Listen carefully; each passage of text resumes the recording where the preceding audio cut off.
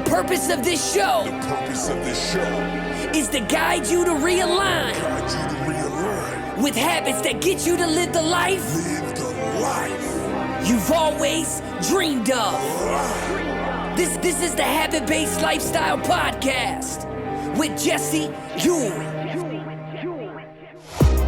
This is the Habit-Based Lifestyle, where you can access your full potential right now. Finally break free from destructive habits. That dream life, if you want it, you can have it. This is where you transform your health, mind, business, and relationships. Or do nothing and keep your life the way it is. But if you're ready for change, you're in the right place. This is where you're gonna learn how to live a habit-based lifestyle. You are tuning in to the Habit-Based Lifestyle Podcast with your host, Jesse Ewing. This is the Habit-Based Lifestyle. Let's All right, guys. Welcome to the Coach's Corner, episode number 11. This is second episode of the new year. So I want to welcome you guys. If you are here for your first time, type in hashtag live. If you are watching the replay, hashtag replay. Some of the things that we're going to cover today are, number one, what coaching looks like. And I'm going to bring on one of the Habit-Based Lifestyle Accelerator, one of the guys in our program, just to kind of give you a live example of what it looks like that I do and what we do inside of Habit-Based Lifestyle.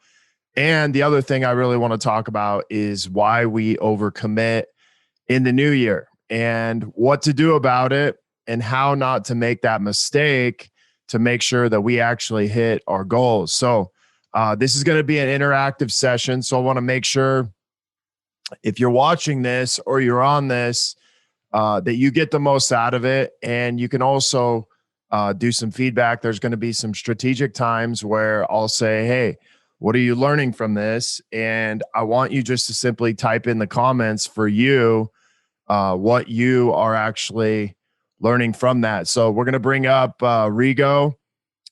He's inside of our Habit-Based Lifestyle Business Accelerator. And part of this is like, I think the big thing that people, really have to understand is sometimes coaching is really more about, just being able to listen to yourself, talk through, the things that you may need to work on or you might be struggling with. And so as you go through this, I want to make sure that you understand that part of this coaching is for me to mirror back a lot of the things that Rigo is saying. And so I want you to really pay attention to that. Rigo, are you ready? Yeah, I'm here. Can you hear me all right? Yeah, man, you're good to go. So, give me a little idea of kind of like, I know you sent me a message, but I also want people to know on here, what's like one of the things you're dealing with that you're kind of running into? Sure. So the challenge that I started to reach here this year, and why I've come to the Habit-Based Lifestyle program, is because I want to make a shift, right? So I've spent the last 13, 14 years creating my brand in one industry, but that industry taught me more than I'm offering that industry. And so I want to expand myself. But Okay. Now how do I expand myself into another industry without damaging my brand and my credibility? And that's really where the challenge is for me in 2021. Okay. So let me ask you this. What is the primary brand you want to work on in 2021? Like if you were going to build the brand, what would it be? I would say the right way to do it at this point would be to build myself, my own brand as an entrepreneur, as a business owner, right? I want my businesses to be standalone. I don't want my businesses to be branded around me as much, because I want freedom to expand. Right. So I think that's really where my focus needs to be right now. Okay. So building myself as the brand. Yeah. Okay. And one of your brands is kind of already built, it sounds like, for the last 13 years. The other Yep. one is a little bit newer. Yep. Okay. And so the brand that you want to build on social media, like what is that? What is that brand? Is that just you? Is that, the business that you haven't had for very long? What does that look like? I think what that looks like right now, and I guess let me step back a second, because what I didn't want to do is I don't want to make the same mistake twice, right? So I don't want to build this new brand in such a way that I basically put myself in a box just like I did the first time, right? Right. So I'm trying to learn from that and say, okay, I have my own personality, right? I have my own type of way of doing business that I know is going to attract that type of people and those people that want to trust me with their business. So the focus right now that I see that I think it looks like, and based on some of the training we've been going through, is this just needs to be Rigo Murillo as, this business owner who's been able to accomplish A, B, and C and has these values or these value propositions for the client. And I really want to start to get that brand so that people see me and say, you know what, I'm willing to give him or trust this person with my business, whether it's my business A, or I'm willing to work with this guy in this business B. Okay. But when either or see it, and that's the biggest challenge is business A is got a good footing, and those clients, I don't want them to get distracted thinking that I'm not focused on their business because they see me building a second one. Okay, right? so if I'm hearing you correctly, you want to build yourself as kind of this almost coach consultant who's able to help people on either side. Yeah, pretty much. And so like what I'm kind of hearing you say is like, man, I want to build myself as a coach, as like maybe a coach or consultant that helps business owners in maybe like these two industries or a few industries, grow themselves and their business. Yeah, pretty much. Because business A helps business owners build their business in this particular industry. Business B helps individuals create and start a business. So one helps businesses, because, after the years that I've been doing this, I realized there's a lot of people that if they had this type of mentorship or coaching or accessibility, like they could become business owners as well. It took me almost 20 years to get here, but I had to do it the long way. And what if I could help somebody get there a lot faster? Sure. Okay. So what's the worry or what's the fear behind this, or like, what's the judgment behind it?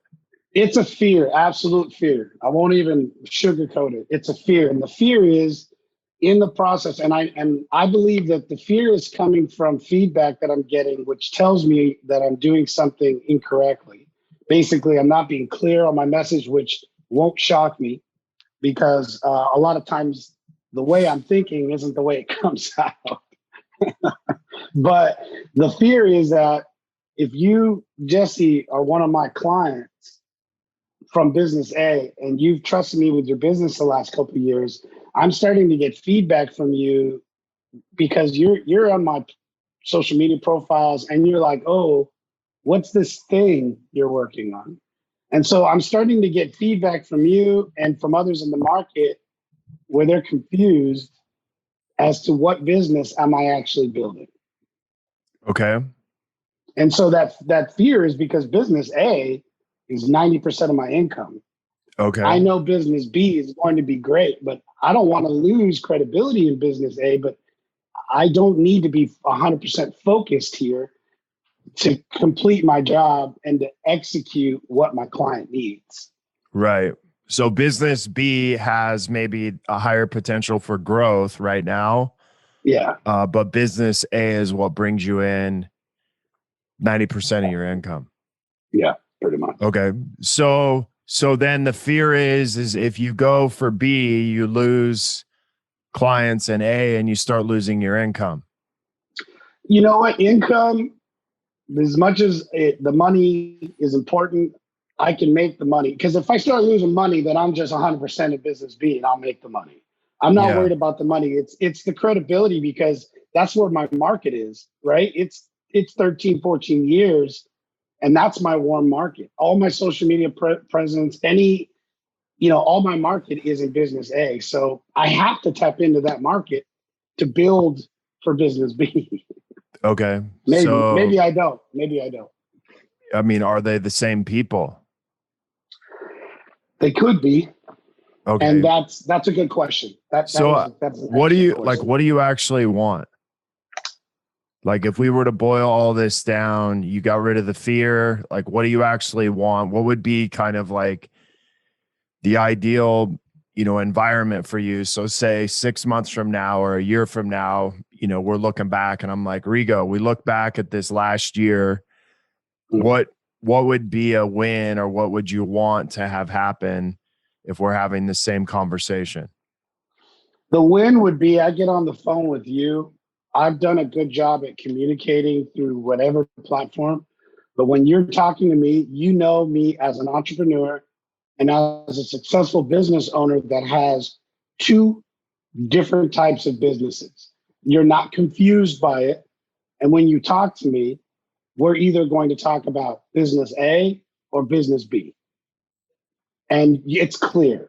It's clear, but it's not intimidated. If you're a client in business A, you're not worried about what I'm building in business B. And I think that has a lot to do with me doing my job as well. If I'm executing for you and I'm doing my job for you, then there really shouldn't be anything you should be worried about, right? Yeah. And so that to me is the perfect scenario, is that I can walk into either market and I can even explore the market in business A to those people that I'm working with on a daily basis that are in a corporate environment and say, hey, have you ever thought about building your own side business? Would you be interested in joining this group, and let me help coach you so that you can build this plan B, this side income, whatever the case is, but I can help you establish it because you've got the same business mind I do. You're an entrepreneur right now. You're not an entrepreneur, right? How would you like to become an entrepreneur? Because honestly, Jesse, some of the best people I've met that would be really successful into the entrepreneurship life are current entrepreneurs for other companies. It doesn't mean they have to leave, right? And I don't want them to think they have to leave. That's a big thing. Right. So you want what percentage of your income do you want your businesses? So between A and B, 6 months, a year from now, what do you want as far as income? Like, is it like a 50-50, 60-40, 70-30? Like, what does that look like? You know what? That one I don't know. I can't answer that today because business A has doubled in growth every year. So I don't even know what the potential truly is yet for business A. It hasn't stopped growing. Okay. So one business right now is 90% of your income. The other business is maybe 10% if you're lucky, right? Maybe. So maybe. So really the fear is always driven by lack, right? Yeah. We feel like we're going to lose something. Okay. Yeah. So I want to ask you a question. Who would you be without the fear of losing client A to start grow this other business? I would be who I was 3 years ago when I started business A. No, I had nothing to lose. Okay, so maybe I would just have nothing to lose.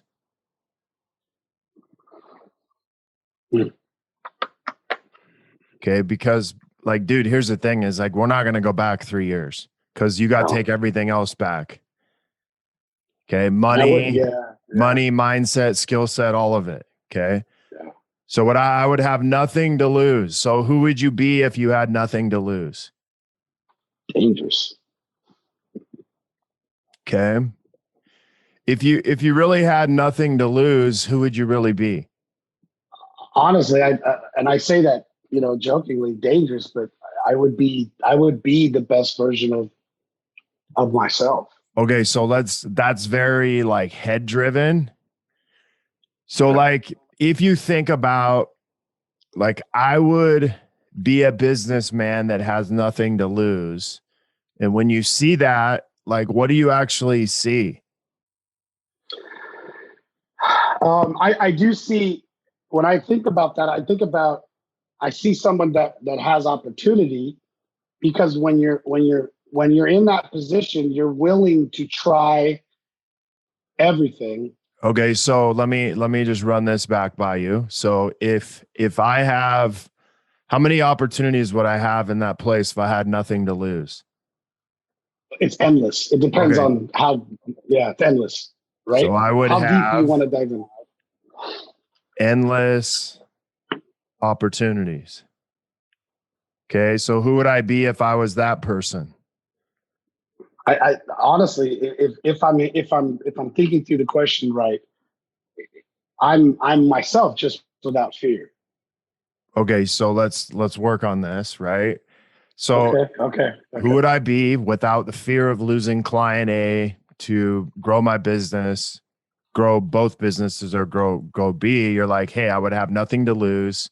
I would have endless opportunities. So who would you be if you had nothing to lose, if you had endless opportunities? What is that like? What does that feel like to you when you think of endless opportunities, nothing to lose? In a weird sense, it feels a lot more free Okay, so I would be free to do what? to explore, to keep building, which is what I love to do, to build, to expand, to Okay, I not would be limit free to myself, build and create what? to create. Okay, keep going. Create what? You got me stumped on this one, Jesse.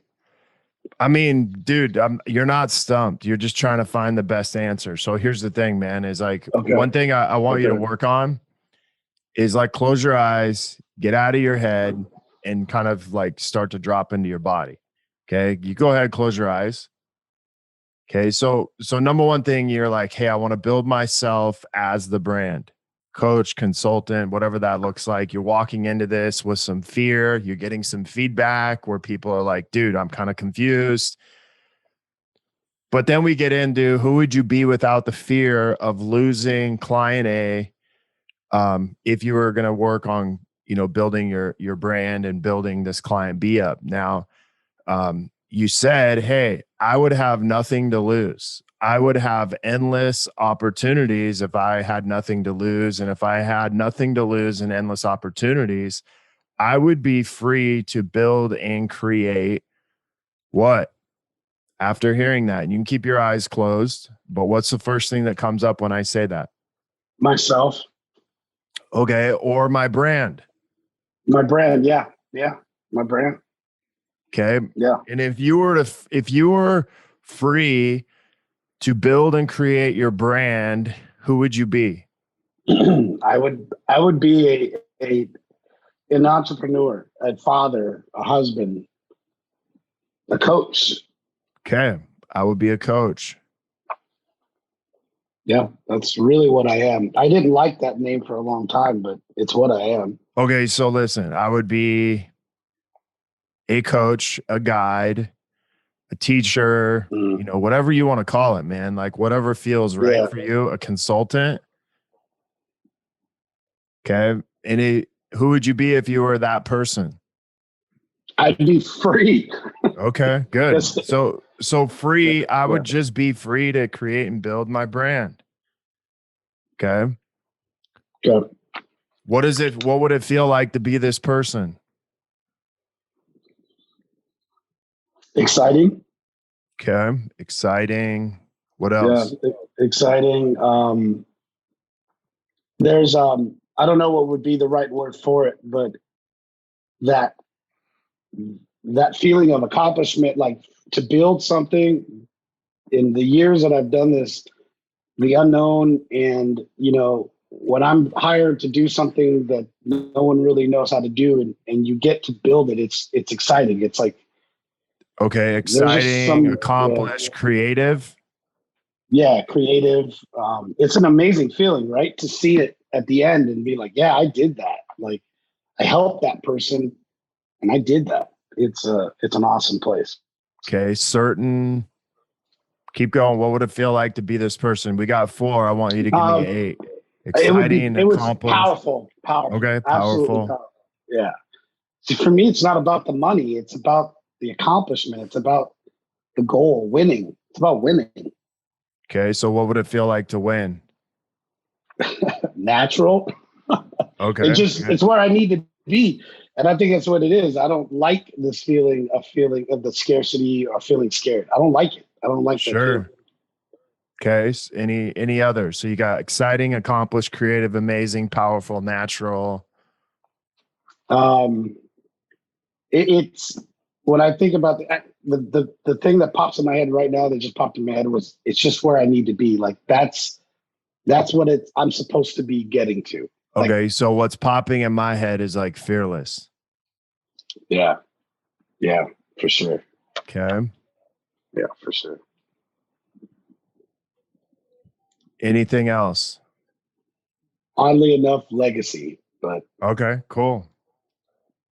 It'd feel like you were creating a legacy. Okay.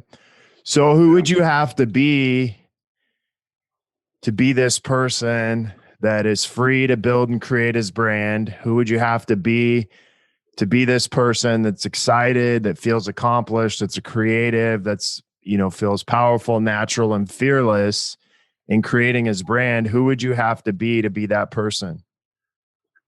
I'm sorry. How would you show up differently on a day-to-day basis? That's a good question. I would be showing up a hell of a lot different. Okay. How? That's for sure. Well, first thing that came to mind was I would stop trying to control everything. And that's a deep, right? There's a lot there, but there's control. What are you trying to control? You name it, man. I'm trying to control people's perception. I'm trying to control if I say the right or wrong thing. Like I'm worrying too much about it. I'm trying to control, too much in the day-to-day of my business, right? We talked about this here the other day, and I've had conversations with those in the company and bringing in other people since, and I'm learning just to release it, like go do it. So that's a big thing is control. Because if I stop trying to always control every bit, then I can be released to go be creative. Okay, so let's look at this. So let's just say controlling is coming from a victim mentality, right? Because yeah, if I control it, then I won't lose it. Does that make sense? It does. Losing comes from lack, right? And so if I lose something or have that fear of losing something, a client, that's all coming from lack. Now, inside of this place, I can't create something new and different. I can't have freedom if I'm worried about lack, if I'm worried about losing, if I'm worried about controlling. Okay, so these are all things keeping you, from like what you said is, hey, I want to build and create, but you can't be a victim and a creator at the same time. Okay. So you would have to show up as what? Fearless. A what? Fearless? Yeah, I would have to show up as a creator. Okay, there we go. I would have to show up as a creator. Okay. And a creator shows up how? Ready to build, ready to create. It shows up with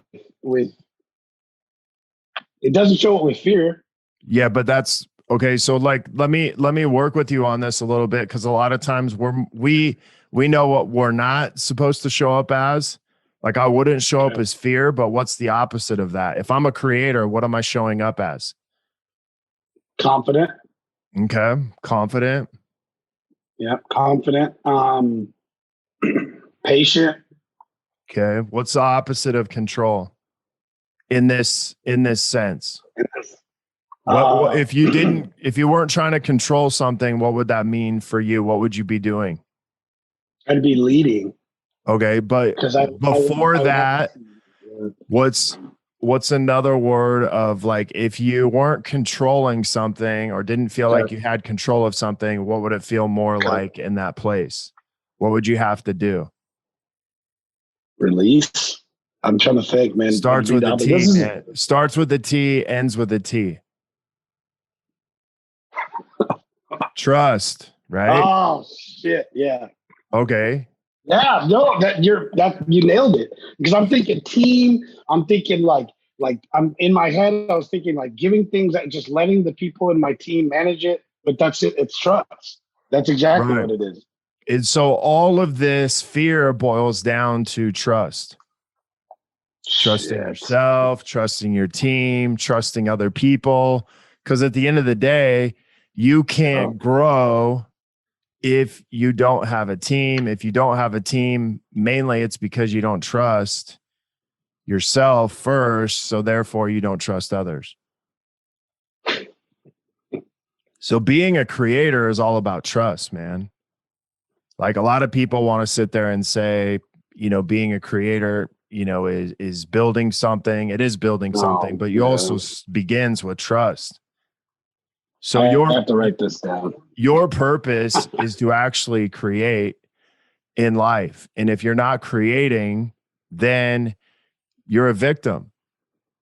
But you can't be both at the same time. Okay. You got to choose one or the other. Okay. And the reason you feel fear is because you're actually moving in the right direction. Okay. But if we let the fear consume us, then that takes over and then we no longer are a creator. That's powerful. That's on point, Jesse. So number one thing is I would have to show up with trust. Like that's it, man. Just start there. Trust in my clients, trust in myself, trust that no matter what direction I go in, whether it's A or B, the people that want to be with me are going to be with me. The people that don't aren't. Yeah. But I can't control that. Okay. Because what happens when I try to control that process? Oh, I immediately start doing exactly what we talked about. I start diminishing all my ability to do what I can do well. And I start losing trust with everything and everybody and everything. Yeah. I no longer build my brand when I get to that place. I no longer build myself in that place because, you know, you really believe that everybody's going to stay with you for a long time. And as much as we want that, you know, as much as we want to help people, the number one thing you got to realize is like people are going to come and go. Yeah. They may only be with you for a certain amount of time, make an impact on them when they're there. There's others that are going to stay with you longer term, but like ultimately you can't control how long someone is going to be with you, not with you, whether they're going to be A or B. The number one thing you got to focus on is just trust. I trust that where I'm going is ultimately the path that I'm on. That's it. That's exactly right. It's trust. So what are you learning from this? Well, there's quite a bit, but I can say right now is this scarcity, this fear that I've been fighting, that I finally acknowledged about 2 days ago that it is fear. And I didn't like that because I knew that fear is not what I want. So what I've just pulled out of this, pure and simple, is the fear that I've got is coming from my own lack of trusting in myself, trusting in the process that I've been doing, trusting in my own skill, trusting in team members. Because if I look at what I was doing when I had nothing to lose, the truth is I was trusting that whatever was going to happen was going to happen. I just needed to work and do my best. Right. I was just trusting that. And there was no fear. It wasn't, I had fear. I was concerned about my bills and my kids and was this going to work? And did I make the right move? So it wasn't like I was fearless. And just listening to all the stuff we just talked about, the difference was I wasn't trying to control so much of, okay, this step, I'm going to do this now, and then I'm going to do this. I was just going. And any opportunity that came, I would take it. And that led where my business became successful because it turned into something I never imagined. But I would have never seen it if I had this mindset today. My business wouldn't be here. So what's the difference between fear and freedom? I would say trust. Okay, good. So, yeah. Okay, so is it a bad thing that you feel fear at times? Is it a bad thing that, No. it's not, right? And so we just have to understand that, like, I get to choose between those. The difference is, if I feel fear, like, where's that trust or that lack of trust coming from? Yeah, no, it makes sense to me. It's almost like fear should just be that warning light that tells us we need to check on something, right? It's not always bad. It just means we either our experience and maturity has given us a sensor that says we need to check something because something ain't right, or we need to check something because I'm taking control again. I'm no longer trusting something, and it's gonna knock me off my course. Or I just need to check in with myself and be like, all right, what's going on? Yeah. No, that's good. Okay. Man. So what is the action that you're going to take from this to solidify in the next, I'm going to say the next 4 hours? What's the action you're going to take? Doesn't have to be big. Okay. But just, how would we know you would be free to build and create your brand? How would we know that you were trusting in what you're doing? Honestly, I think the best thing, and it doesn't mean this is right, but this is my thought, is I probably just need to take a little bit of time and just sit down, unbothered, and just start writing, just journaling. Like, I need to define me. And so I think I just need to go back and have a conversation with myself again and remind myself, what do I want? What am I after? You know what I mean? Because obviously, if I dig deep into it, I'm not trusting me because I don't even know what I want anymore. Sure. So let's get rid of need. I need to define me because need's coming from a place of lack. Okay.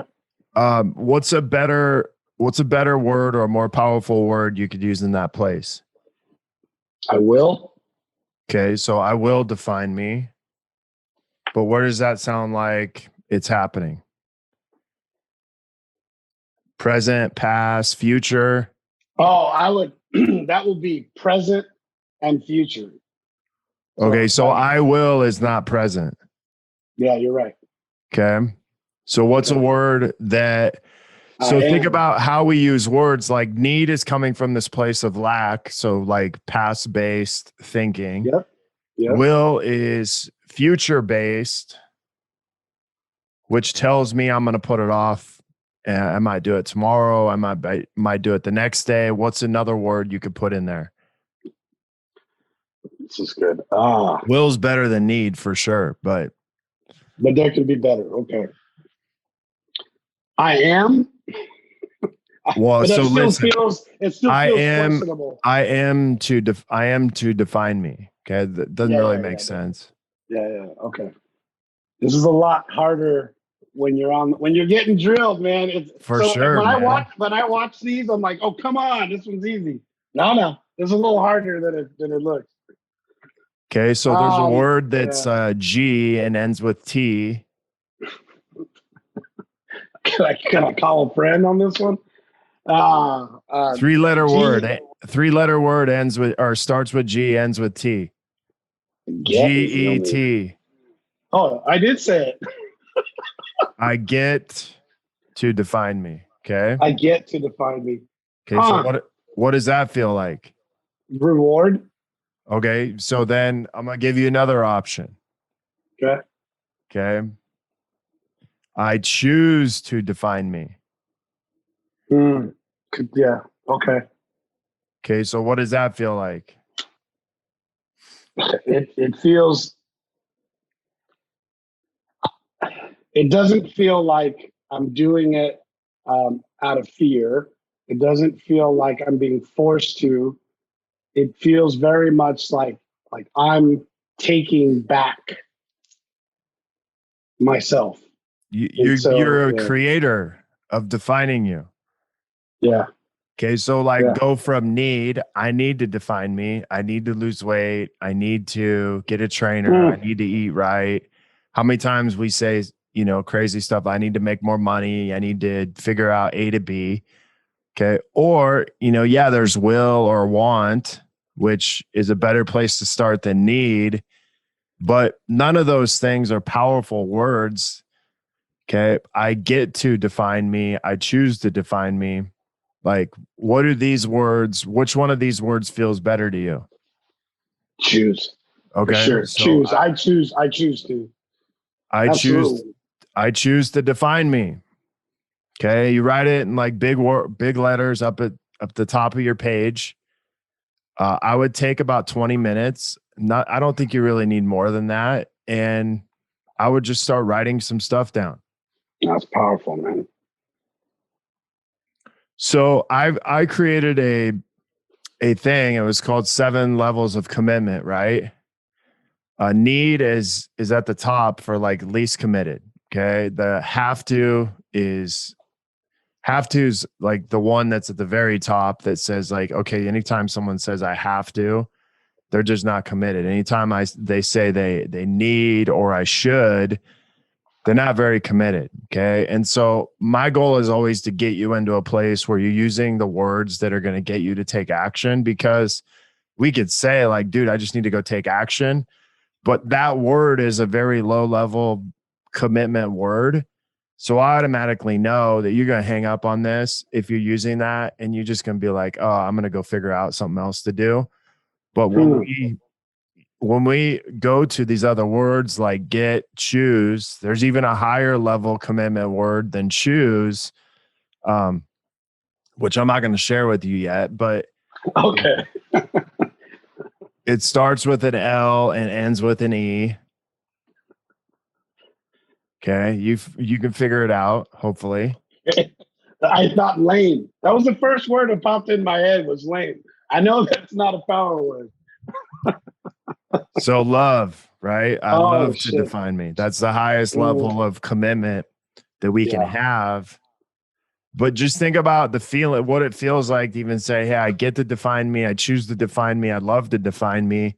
These all feel much different than need, than should, or have to define me. I'll tell you what, the moment I said it, I felt a release. The moment I said it. And that's not because I'm just saying I choose to, and I'm coming up with a blank topic. Like, this is an area I'm personally struggling in, and there's a real fear. So the moment I said I choose to, I immediately felt like I was taking that control back. I was releasing some of that fear. I mean it. Like, it was immediate. The moment I said the word, I have forgotten the power of words. I'm not there yet. Right. I need to be there. I need to be. Oh, look at that. See? Holy shit.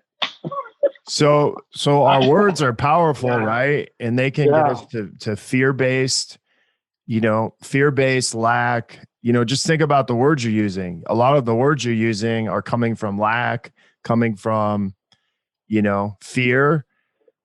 So a lot of it's just shifting us into, hey, it's not that you said need, it's that, all right, like I'm saying this, but what's a more powerful word that gets me closer to what I want, which is, hey, I get to, I choose to, I love to. Now all of a sudden it doesn't feel like lack anymore. It feels like I'm open to this next, possibility or next opportunity, right? Yeah. So wow. Yeah. Okay. So get, choose, and love are endless opportunities. Okay. And that's really what you're working towards, right? Endless opportunities, endless possibilities. Okay. The only way we get there is by choosing different words, choosing, like, are these trusting words, or are these, words that are lacking? No, they're not. No, they're not. Like right now, I'm thinking in my head the words that I'm already looking at wanting to start to use and replace. But I'm thinking words like committed. Like I'm committed to getting this done, and I'm choosing to do it. So there's certain things in my head, but I know I'll shift there from a work standpoint. I think committed. From the personal, the goals that I have failed, and that's coming from another area of lack, because when it comes to the work I do, I rarely don't come through. It's always on my personal goals where I'm constantly failing those, right? Yeah, part of it is you're coming from lack. So, like, here's the thing, man, is like understanding commitment. Commitment isn't something you say, it's how we show up. Okay. So, like, anybody can say they're committed, but say that again, man. Committed isn't something we say, it's how we show up. Okay.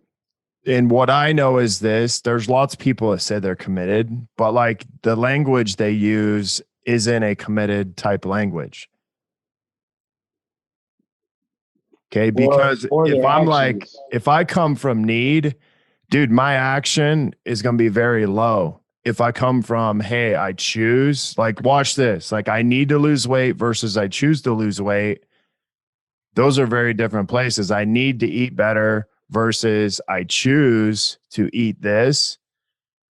Okay. They're coming from two different places. I love to eat vegetables versus I need to eat vegetables. Well, which one you think is going to get you to eat vegetables? Yeah. Okay. So anytime we do this, a lot of times the personal side of your goals that you're not hitting, it's because we're coming from very, high level or low level committed words. And that's where we're struggling. And so we never really take action. Well, yeah. If you're not even mentally committing to it, you've already failed before it even comes out of your mouth. Right. So these words, so think about this. These words have feelings when you say them. These feelings drive the actions in our body. Okay. Other words don't have feelings. They come from our head. So they drive very little action. And so if you think about this, like have to, should, or need, all are very like head driven. Yeah, I need to do this. I should do this. Mm-hmm. But once we drop, our head isn't what takes action. Our body's what takes action, right? I can't take action in my head. I can take action in my body. So we have to use words that actually get us in a place to move. Okay. What gets us to move is get, choose, love. Even when we say, hey, I want this, you're still only about halfway. Or I will do this, you're only about halfway. Okay. Those are kind of in the middle. So number one thing that gets us to take action is when we move. Okay. That's why first thing I always tell people is like, listen, you need to move every morning because you're already taking action towards something.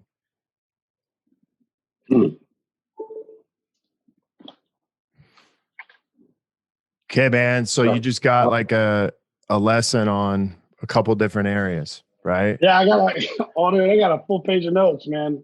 I'm going to go digest this a little bit. Awesome. Thank you, Jesse. Yeah. So number one thing I heard you say is, hey, I'm going to sit down and kind of go back through this and just take some notes on where I'm at, what I want, and the things that I'm choosing forward. How would I know you've done this? I'll post it. Okay, cool. All right. Yeah, so there you go, man. It. Okay. All right. Anything else? Dude, that's plenty. Okay. Does this help you? It's huge. Yeah, this is massive. massive, a lot of clarity. So this is really cool. I'm actually really excited to do this right now. Awesome. So, Okay, man. yeah, Well, I appreciate you being on here, and absolutely. look forward to seeing you. We got another call at noon, so Yeah. you All can be right. I'll on there jump if you off. need to. All right, man. Thanks, Talk to you Coach. later. Okay, guys. So if you're watching this or maybe watching the replay, um, what are you learning from this? Maybe for you, maybe you're showing up in a place of lack. You're showing up in a place of, um, fear, whatever that is. Like there's times in our life where we all show up that way. We show up with fear. We show up with judgment on ourselves. We show up with lack. We show up with scarcity. Um, and I want you to know that those things let us know we're kind of heading in the right direction, or we're coming up to a place where we really have to look in deeper at what's going on. But the other side of this is you can choose a different path. You can choose something else to create from this place and ultimately move into getting what you want. So I want to kind of go over a couple of things today is, number one is, I want to give you guys a live example of what it looks like coaching, but two, I also want to talk about some things that I see people do is they get super stressed. Right now we've already went into first week of the new year. And I think the biggest thing people have a tendency to do is they overcommit to what they can get done in a week, and they don't do any of it, or they do very little of it, and they just kind of sit there almost paralyzed. The other thing is I see a lot of people start out strong and then end up burning out. And one thing that I've really worked on the last few years is the first part of the year is all about finding a rhythm, and really just setting the pace throughout the year. Now, with that being said, some people might be like, okay, well, when do you speed it up? And I would say that when you have a steady rhythm, when you have a steady pace that you find, it's very easy, strategic times throughout the year, to where you can really speed up the pace. And then there's other times where you can plan a strategic rest if you need that. But I think the most important thing is that you find kind of like a rhythm or flow in the first, month, especially January, in the first month of January, find the pace that you're going to run towards. And then there'll be some strategic times throughout the year where you can really pick up that pace. You can really push hard. And then there's other times where you may have a strategic rest. But I think the important thing is that you don't feel like you got to get everything done in the first 30 days of the year, or you don't feel like you have to be perfect the first 30 days of the year, because I think we all have a tendency to want to do that. And so I'm going to encourage you to try to find your rhythm, try to find a pace in the first 30 days of the year versus feeling like you got to be perfect. Because most of the things is like, I always use the example of you don't win the game in the first quarter. Well, you don't win the game in the first quarter of the year, first month of the year. You win games in the fourth quarter. And so we're really setting ourselves up for that fourth quarter or for the quarters to come, so that we can end the year, here instead of ending the year burn out. And that's what I kind of see a lot of business owners and entrepreneurs do is they just start out the year gangbusters and then they can't finish out the year. But I wanted to leave you with this. Find a rhythm for 2021. Find a rhythm in your first 30 days, because that is going to be the most important thing that you can do. Other thing is, if you want to accelerate your learning, if you want to accelerate where you're at in life, hiring a coach is one of the fastest ways that you can do that. And there's never been a time where I've hired a bad coach that didn't get me closer to what I want. What do I mean by that? Even the ones that I felt like maybe didn't help me get to where I wanted, they helped me realize that I was farther along than I thought I was. And that still encouraged me to keep going forward. And so I want to encourage you in 2021 to find a coach, find a group of people that can help you get to where you want to be faster, whether that's in here or somewhere else. that doesn't really matter. So you guys have a great week, a great Friday, and we'll see you next Wednesday. The purpose of this show is to guide you to realign with habits that get you to live the life you've always dreamed of. This is the Habit-Based Lifestyle Podcast with Jesse